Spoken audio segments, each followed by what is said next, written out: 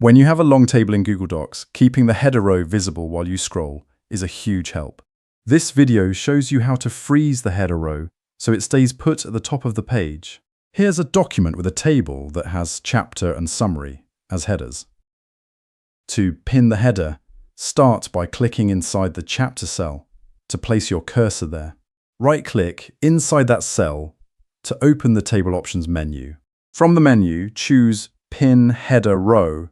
The header row is now pinned, so it will stay visible as you scroll. If you find this tip useful, please give the video a like. Now, scroll down the document to see the pinned header in action. As you scroll, the header row remains fixed at the top, while the rest of the content moves underneath. You can also unpin the header anytime by hovering over the pin icon next to the table. Hovering over that icon shows the Unpin Header Rows tooltip, confirming the header is frozen. That's all there is to freezing a table header in Google Docs. Thanks for watching, and don't forget to subscribe for more helpful tips.